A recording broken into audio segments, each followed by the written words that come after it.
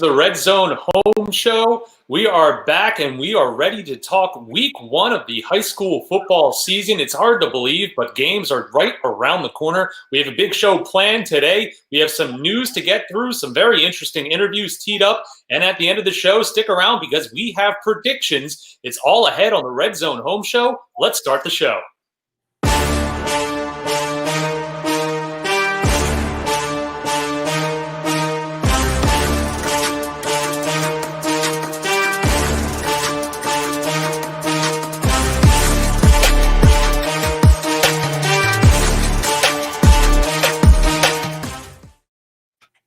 Welcome into another big show. It's the Red Zone Home Show. Ryan Ross here. Thank you for tuning in live.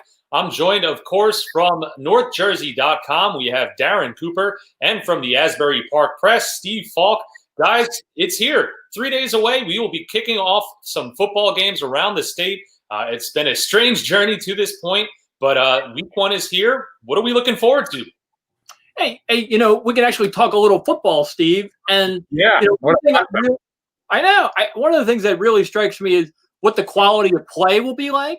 What will the special teams look like without a lot of practice, with only one scrimmage? I'm kind of looking to see some of the execution, how good the execution is for teams on both sides of the ball. I'm curious to see what kind of new faces, new names emerge that we didn't know anything about because we were able to see them over the summer. So those are not just the games. I'm kind of looking for the style of play we're going to see in week one.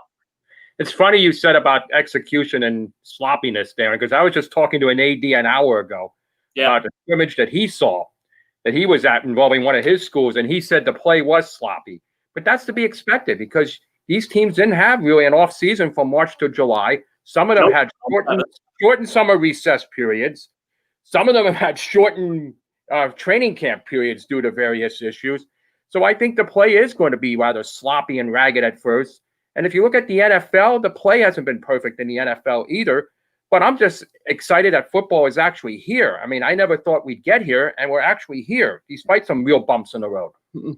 And everything that we will see on that 100-yard slab of turf and grass will look familiar, and that will certainly be a nice thing. However, what we might see in the stands and on the sidelines will be, of course, a little bit different this year. To find out more about how one school in particular is going to be handling crowds at football games this year, our sports reporter from the Asbury Park Press, Dan LeJudas, was out at Middletown South to find out more about how they're preparing for the upcoming season. Let's take a look.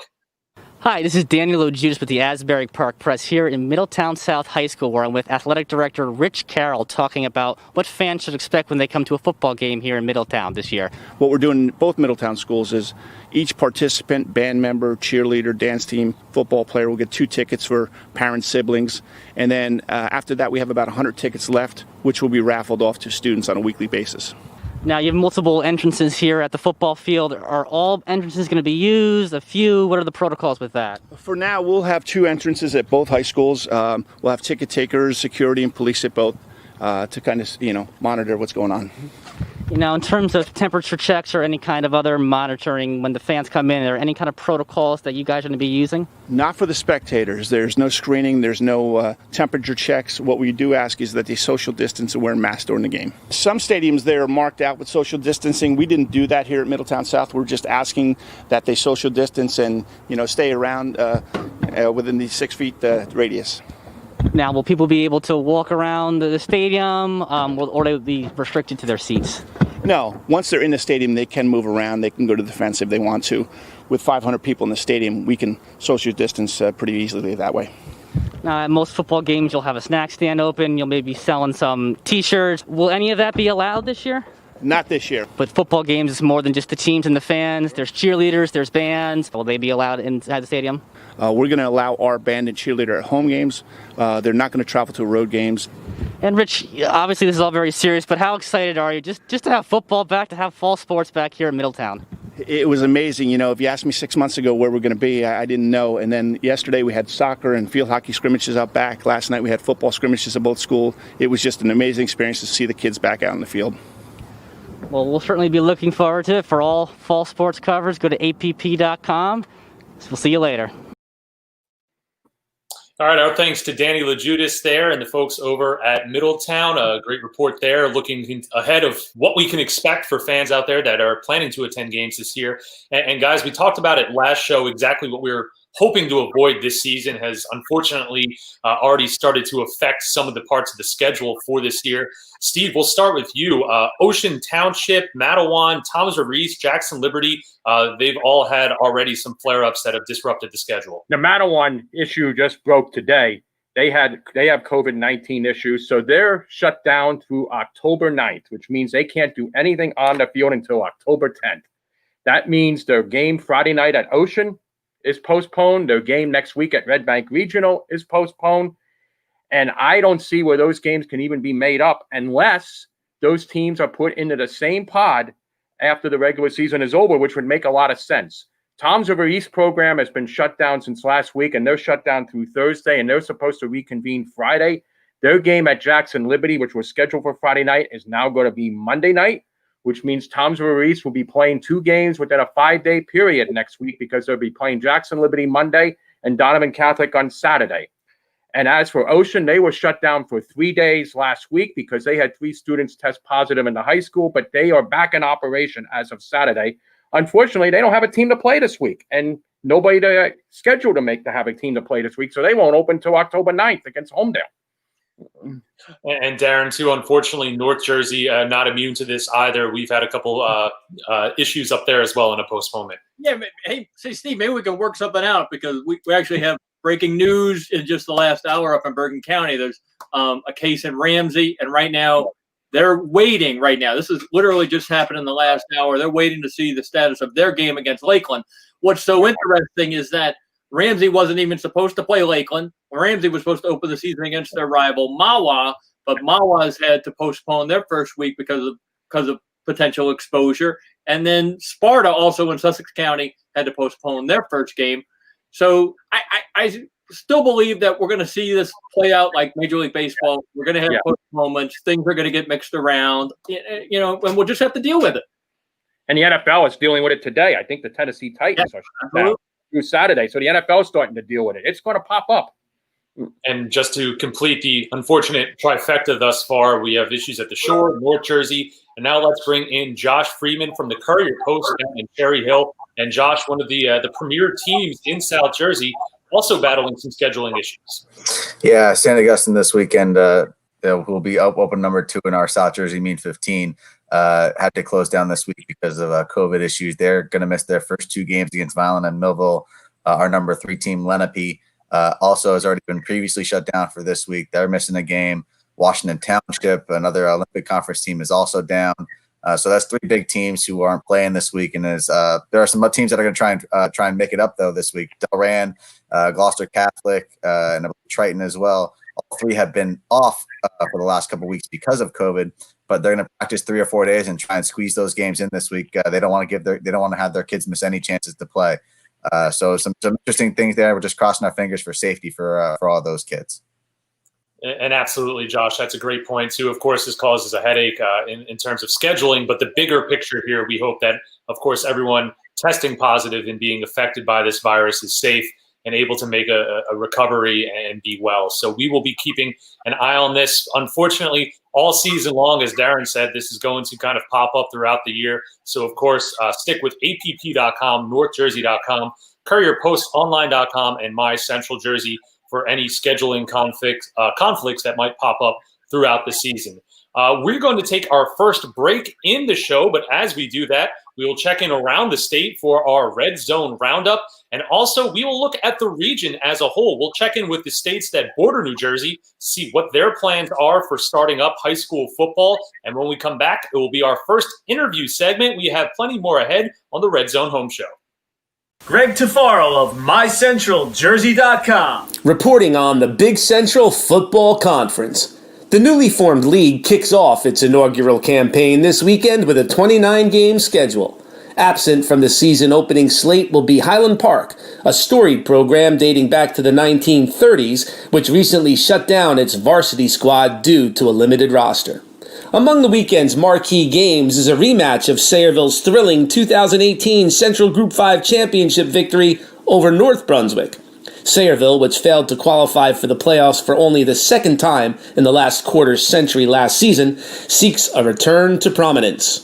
North Brunswick, which graduated several key performers, hopes to continue its recent tradition of success. North Brunswick has fashioned a 25-8 record over the past 4 seasons, including a defeat of Sayreville for the first time in school history 1 year ago.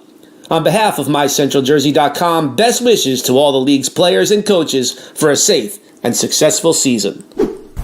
It's week 1 of the football season. We made it. And for South Jersey football fans, there's a lot to get excited about this weekend. Friday night's marquee matchup is a rematch of the last 2 non-public 2 state finals. Last year's champion, Holy Spirit, takes on the 2018 winner, St. Joseph. The Spartans bring back 17 starters from last year, including quarterback Trevor Cohen, highlight reel Patrick Smith, the Colorado State commit, and receiver Elijah Stewart, among the host of others on the defensive side of the ball. St. Joseph, which could just be happy to play football this year after losing the school to closure, only to reopen at St. Joseph's Academy, has plans on winning a lot of games this season. There's running back Ahmad Ross, an Army commit, and a host of talented linemen, including Chase Lomax, Georgetown commit Ethan Hunt, and Rutgers recruit Keyshawn Griffin. Saturday's big matchup has number 1 Williamstown at perennial power Timber Creek. The Braves have been the class of South Jersey the last couple of years, and they should be one of the top teams again. Quarterback Dougie Brown is back, so is Brody Colbert, Boston College commit Donovan Izaraku, and of course there's Keon Sabb, a Glassboro transfer and the number 1 player in the class of 2022 in the state. There's a lot to be excited about with Timber Creek as well. They have a new coach, Brian Wright, one of the top quarterbacks in the state, Donovan Leary, Jihad Campbell, one of the most sought-after recruits in the country, making noise on defensive line and at receiver. And then there's Johnny Martin, a Highland transfer and Temple commit, who should make that running game very, very tough to defend. There's a lot of other games to get excited about this weekend, so get ready, fans. It's showtime.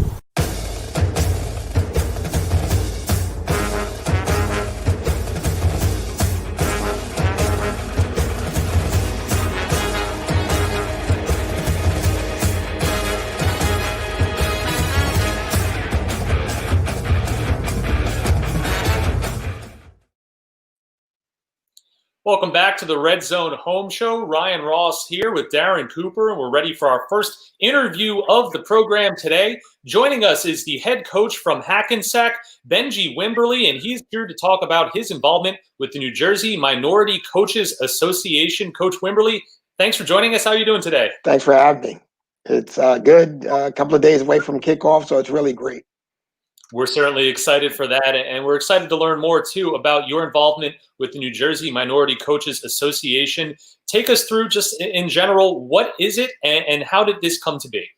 Well, let me start how it started. During COVID, when we were kind of shut down, Coach Marion Bell, the head coach at Westside High School, started Monday night Zoom sessions, basically talking about recruiting, scheming, some of the issues that we face as minority coaches.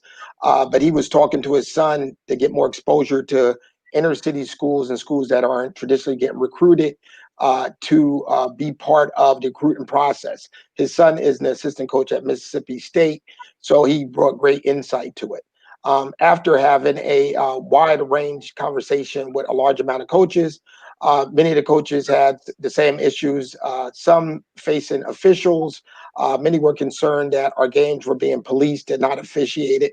Others had conversations about job opportunities, training, and mentoring some of our young coaches to become head coaches and coordinators. So it's across the board, similar to what they have in the state of Georgia. And we basically took the model from Georgia and brought it here to New Jersey. Coach, good to see you. How are you, Benji? How you been? Good to see you, Darren. Good to see you. You just noted officials, and this is something you and I have talked about before.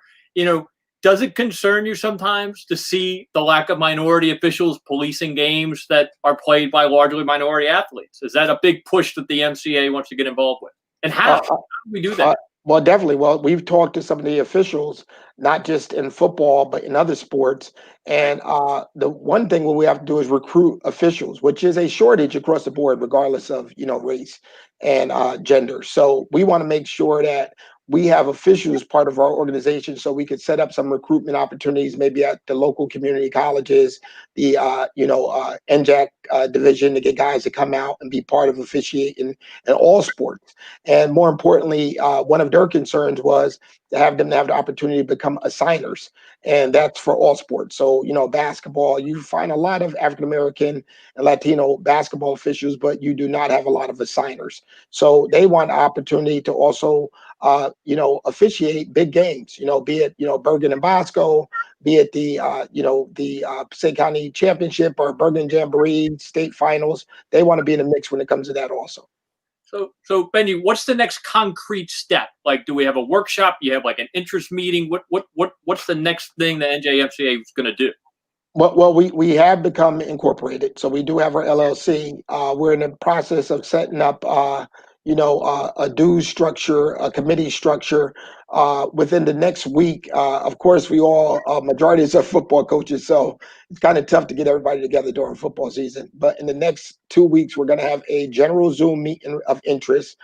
We receive interest from coaches from all over the state of New Jersey. After we have a general meeting, we're going to formulate the executive board and the committees. And unfortunately, due to COVID, it limits us to have in-person, meetings. So these are going to be Zoom until further notice. We thought about maybe doing a tailgate where we could be socially distanced and just have people come out and get involved. But once we get going, we'll have a regular calendar year. We look to set up meetings with the NJSIAA, the NJEA, and all of the conferences and the officials to let them know that we're here and here to stay. I like to let our audience know, if they don't already, that Benji is also an assemblyman from Patterson and the director of recreational sports in Patterson. Do I have one more? Do I have time for one more question, Ryan? Go for it. Absolutely. We make the rules here. It's our show. If you've had social justice conversations with your Hackensack football team, and whether or not y'all have a national anthem idea, what the guys have talked about, and just what those conversations have been like in your locker room. Well, unfortunately, we don't have locker rooms anymore, so we got it outside. But the conversation has come up with some of the kids, and I'm going to kind of leave it up to the senior leadership on what they decide to do on Friday night. One thing I will not do is put the focus on me. And I've explained that to the coaches. It's easy for me to say that I'm going to take a knee or whatever, but I think it's pretty selfish of me as, the coach to put any focal point on me. So whatever decision is going to be made, it's going to be made by the team leadership and definitely not by me. But I will support them whatever they do. If they decide to take a knee, I will knee with them. If they decided they don't want to take a knee and just focus on football, I'm for that also. Coach, too, moving forward, you mentioned it at the top, but just the role that this organization plays for the future of these athletes, whether they're in high school now or maybe they're pre-high school age at the moment, just building opportunities for the future, whether they want to be involved with the game as a coach or an official, looking ahead, how important is that role to really look ahead to the future and start building these roads for these young players? I think it's important. I think one is African American men as mentors is important. I mean, statistics show that, if you have an African American male teacher, you're more likely to go to college before the third grade. I believe like a 30% increase. I think many of the urban young men need to have somebody that they can relate to and talk to. People like me, Coach Bell, Coach Holman, we could kind of relate in a different way, be it, our home situations or, family situations. And I just want to make sure that, they look at coaching and teaching as a credible career. And that's one of my goals is not only do we want to, get a seat at the table, as I said before, we want to teach them how to build the table. I want to get to the point that we have coaches at places that have never been, before. We want minorities to be looked at in administrative positions that, they haven't had the opportunity before. It's 2020 and it's time for a change. And Coach, we'll wrap up on this one, but just for anyone who might read about the Minority Coaches Association or who might be watching us live right now, how can they get involved, whether it's through the organization or just as a homegrown effort in their towns and at their high schools? Well, we do welcome youth organizations. So youth organizations are part of the New Jersey Minority Coaches Association. They can reach out. We have an email, which is njmca20@gmail.com, or they can contact me directly at 973-902-1277, or they can reach Coach Bell Coach Marty Johnson or Coach Tyreek Holman. Any of us will be able to direct them where we're going. And like I said, we're going to have a general Zoom meeting within the next 2 weeks. All good info to know. Coach, thank you so much for stopping by and taking the time to chat with us today about this this very important initiative. Thanks for having me, guys. Thank you, Coach. Good luck against Highlands. Thank you. Our thanks to Coach Benji Wimberly from Hackensack and his participation in the New Jersey Minority Coaches Association. We're going to take another break in the show. As we head to break, though, it's time for our 100-yard segment. So let's check that out. When we come back, it's time for another interview with Red Bank Catholic. Now, you've committed to the University of Michigan in the spring. Why Michigan? Ever since I was growing up, Michigan's always been my dream school. Just kind of the old school style, hard-nosed play that they play with is just always something that I love. So as soon as they offered me, I knew it was something I had to jump on. And I love the coaches. I love the school. Now, everybody knows Michigan coach Jim Harbaugh as this guy that always kind of has this stare on TV and is always kind of scowling at people. What is he like for an 18-year-old kid to meet and have him recruited? Yeah, I love Coach Harbaugh. He's a great guy, and as well as for football, he wants to see you succeed after football and everything that goes on in your life too. So he's just a great guy all around. I can't wait to play for him. Does he come across the way he comes across on TV at times, or is he different? I think he's got that serious personality when it's football time to tune in, but also he's just a very personable guy, and I can't wait to play for him, like I said. That was our 100-yard segment. Steve Falk there chatting with Dominic Judas from Mater Dei Prep. Mater Dei Prep will be taking on Red Bank Catholic in our Asbury Park Press game of the week. And last night, Steve Falk and I had a chance to catch up with Red Bank Catholic. We talked to head coach Mike Lang and defensive tackle Jake Loro. So let's check out that interview.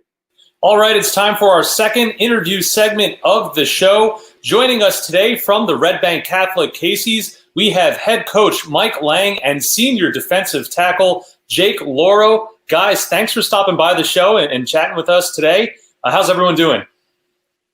Doing good. Thank you for having me. Great. Thank you. Thank you very much.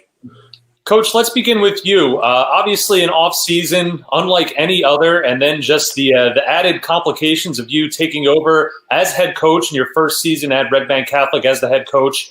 So just combined with the crazy off season and you taking the helm at Red Bank Catholic, how have you been navigating the off season and what's it been like for you?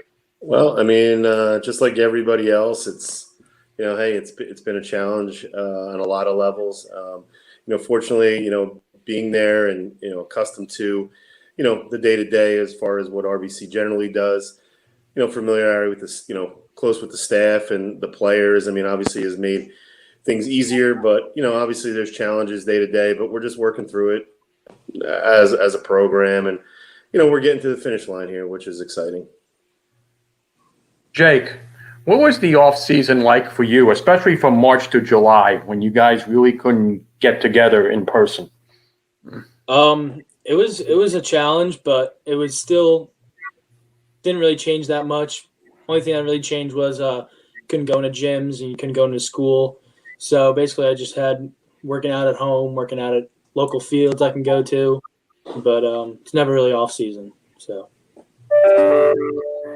and Go ahead, Ryan. Coach, just as the season's approaching too, I mean, you start right off the bat with a team like Mater Dei. Of course, that's a tough opponent to start the season, but getting your team ready with kind of this different schedule, and again, like I said, taking over in your first year at head coach, what's it been like preparing the team, and what are you guys looking forward to most on Friday? Well, I mean, it's right now it's it's exciting because we're like I said, we're getting to the finish line here. Look, we're familiar with Mater Dei. They're familiar with us. We've had, I've been fortunate to be on one side of the winning end there, and obviously last year. So, they know who we are. We know who they are. I anticipate, anticipate a great game, and we're looking forward to it. Our kids are. I'm sure their kids are as well. And just getting back out there in that atmosphere, that's kind of what you sign up for. So, I'll ask both of you this question. The fact that game week is finally here, did you guys ever have doubts during the offseason that we would get to this point? Okay, Jake, you go first. No, I never really had any doubts. Just really hoping for the best, try to be optimistic, but no, I never had any doubts. And for me, we stayed positive the whole time. Of course, there was, hurdles and things you had to overcome, but I think what Jake said, just staying positive and focused on, the eye on the prize here at the end, and Mm-hmm. Jake, too, as a senior, going into this season when, things were kind of up in the air and, we saw other sports being canceled and postponed, and there was this whole question of, will we play or will we not play? You as a senior hearing all of this and potentially losing out on your senior year, now that you're able to play, is it, I realize the senior year is special to begin with, but now just seeing how close we were to not having a season, is it all that more special to take the field with your teammates this year? Absolutely. It's so much more special because you got to cherish every moment, play every game like it's your last, play every play like it's your last, and that's just what I'm going to do. And going into Friday night too, when you run on that field for the first game, what's that going to be like for you, having gone through this crazy offseason? It's just going to be like any other Friday night. It's a business trip. We're going to go out there and do what we're supposed to, and may the best man win. Is this game week, both of you, is this game week any different than any other game week because of what we've all been through? I mean, is it more exciting? Is it more anxiety in this game week? Are you more nervous about it? No. I mean, I'll speak from the coaching side of it. Is I think once we got through the scrimmage and you start the game plan portion of it and film, which all that stuff that kind of goes into it. Mm-hmm. It kind of feels the same, to be honest with you. I mean, I think even practice today, we had that normal first day of practice for game week, and I anticipate being the same. I can't really let you know what Friday night's going to feel like till it gets here, but I could tell you, like last week, even in the scrimmage portion of it, I think our kids and the staff it felt so good to just put your feet on the turf there and feel like we were going to do something. I anticipate it being even more special this week, which is exciting. This is for every kid that's going to play this week as well. And Jake, we'll wrap up on this one, but now that we are actually finally talking about real games happening, what are you hoping to accomplish this season, and what are you hoping to build on from last season? I'm just trying to be better than last season, definitely. Would love to just go undefeated this season, and because last year we didn't have the year we hoped, so going undefeated would be really special, especially for my senior year, my last year. So that's what I would like to accomplish. Well, I know we're all looking forward to getting started, and Friday night, that's our Asbury Park Press game of the week, so we'll be there. Guys, thank you so much for stopping by. Head coach Mike Lang and defensive tackle Jake Laurel from Red Bank Catholic. Guys, thanks for stopping by. Have a good one. All right, appreciate it. Guys, have good luck, guys. All right, thank you. Take care. So that was our interview last night with Coach Lang and Jake from Red Bank Catholic. Thanks again to them. And like I said, be sure to catch highlights of Red Bank Catholic against Modern Day Prep, our Asbury Park Press game of the week, Saturday morning on app.com. Our Red Zone Pick 6 is just around the corner, but before we get there, let's stop by Chris Melvin's Recruiting Corner, and after that, we will have our featured four teams in our statewide top 25. And of course, for the full list, go to northjersey.com, app.com, mycentraljersey.com, and courierpostonline.com. Hey everyone, this is the Chris Mellon Recruiting Corner. This week, we'll be focused on the top player in the class of 2020 in the state of New Jersey and the 48th best player in the entire country, 6'4", defensive tackle / wideout at times, Tywone Malone out of Bergen Catholic, New Jersey. The 4-star recruit has collected more than 40 major offers, but is still undecided. He has Ohio State, Ole Miss, Texas A&M, they're all high on his list. Blessed with great speed, size, skills, athleticism, and awesome technique, the dedicated 2-sport star, yes, he's also a phenomenal baseball player, has been compared to Frank Thomas and has a chance to be drafted in the upcoming Major League Baseball draft. He has dominated the opposition with his speed and power as a defensive tackle and has lined up at wide receiver, catching a deep fade in one game. As a 6'3", 265-pound eighth grader, it was former NFLer Jay Bellman and Scott Gould who convinced Malone and his parents to give up AAU basketball and to focus on football. He hasn't looked back since.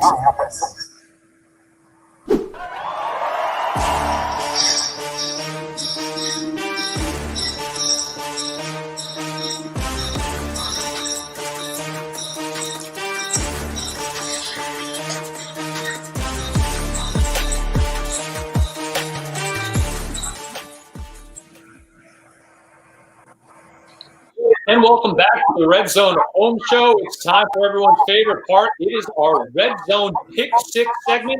We will go around the state to predict some of the biggest games taking place in Week 1 on the schedule. We will begin with Darren Cooper in North Jersey, and we have a big one right off the bat there, Darren. Bergen Catholic and St. Joe. That's right. We got Bergen Catholic ranked number 2 in the USA Network New Jersey ranking, taking on St. Joe, who's ranked number 3. 4 of the last 6 times these two teams have played, it's been decided by 5 points or less, and a bunch of games have gone to overtime. Bergen Catholic won last year's game. Direction St. Joe won last year's 10. Right? This year, Bergen Catholic.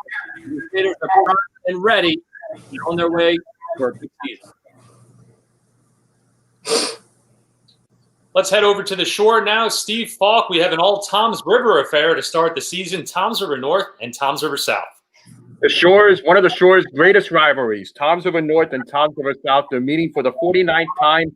And this is one of our first interesting cases about the fan restrictions, because normally this game would attract 5,000 people, no matter what the quality of the teams are.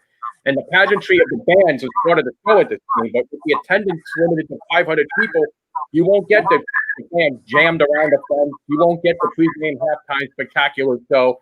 What you will see, though, is a very explosive Toms River North football team. They have one of the state's best offenses with Jake Kazanowski, receivers, Zach Goodbear, and Zach Brown. They will put up a lot of points this year on almost everybody they play. The question with Toms River North is how good they're going to be defensively. And interestingly, Toms River South will offer a test of that right away, especially the discipline side of it. Toms River South likes to play the triple option with the out of the flexible alignment. But Toms River North just has too many weapons. Toms River North wins. Let's bring in Greg Tafaro from MyCentralJersey.com. Greg, a big one there as well. Linden versus Woodbridge. A young and talented Linden team led by junior quarterback Adonis Abad travels to Woodbridge, which last season set a single-year school record with 10 victories and advanced to a sectional final for the first time in more than 2 decades. The Barons are led by senior running back Ali Lee Jr. He's the school's career rushing and single-season record holder and an incumbent all-state selection from USA Today Network New Jersey. Also for Woodbridge, senior quarterback Anthony Santino. He's an incumbent all-Middlesex County selection. The Barons simply have too many offensive weapons, but don't sleep on Linden, a young, aggressive, and talented team. But we still like Woodbridge to win this game. All right, thanks, Greg. Let's head to South Jersey now and check in once again with Josh Friedman from the Courier-Post. Josh, Williamstown versus Timber Creek. Yeah, 2 great teams. Williamstown, our returning Courier-Post team of the year. Both teams have great quarterbacks. Dougie Brown for Williamstown, Donovan Leary from Timber Creek. Both teams have big-time transfers. Johnny Martin, Highland running back, a Temple recruit now at Creek, and Keon Sapp from Glassboro now at Williamstown. So there's a lot of 2 new coaches as well. Brian Wright at Timber Creek, Pat Gallagher at Williamstown. So there's a lot of similarities between these 2 teams. The reason I'm picking Williamstown is just continuity. This team has won back-to-back South Jersey Group 5 championships, and their new coaching staff is basically the same coaching staff, just minus the head coach. With such little practice time, you got to favor the team that's been there before. Ask me in a month now if these 2 teams were playing again, it might be a different answer, but got to stick with the team that got you there, and that would be Williamstown. All right, Josh, thanks for that. Let's go back up to North Jersey now, and Darren, we have Clifton and Passaic Tech. 2 of the biggest schools in North Jersey, Clifton and Passaic Tech. Passaic Tech, I think, a program really on the rise. This is one of those games where, I think my perspective changed a little bit after last week's scrimmage because Clifton really put it on Wayne Valley, 27-0. Wayne Valley, non-North Group 4 champs last year. So in a battle of 2 North 5 powers, I'm going to pick Clifton. And last but not least, we go back to the shore and Steve Falk, Mater Dei and Red Bank Catholic. What's the phrase here? Familiarity breeds contempt. This is the third straight year that these two shore conference non-public powers have met. The last 2 years they met in the playoffs. Red Bank Catholic won the non-public Group 3 championship game 2 years ago. Mater Dei won a non-public Group 3 semifinal last year. The common denominator in those two games was not a lot of points were scored. Defense dominated. Defense will dominate here too. Mater Dei has maybe the best defensive lineman in the state in Dominic Judice, who we met on a 100-yard walk. They have another Division I recruit in Rakeem Cooper, who's going to Temple. They do have skill position speed. Red Bank Catholic has its own defensive star in Jake Laurel, who we met a little while ago. A new quarterback this year, and Anthony Borello, who could be one of the shore's most dynamic playmakers. And they have another Bauman at tight end, and Alex Bauman, whose brother is now at Notre Dame. I think Mater Dei's dominance on the defensive line, though, will be just too much, and they'll win a low-scoring slugfest.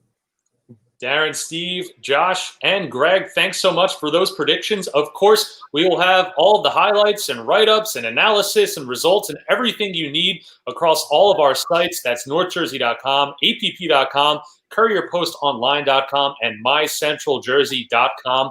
That's going to wrap up our show. We thank you for watching us live. Our thanks to our guest, Coach Wimberly, and of course, our friends from Red Bank Catholic for coming on the show. Thank you for watching at home, and we will see you next time on the Red Zone Home Show.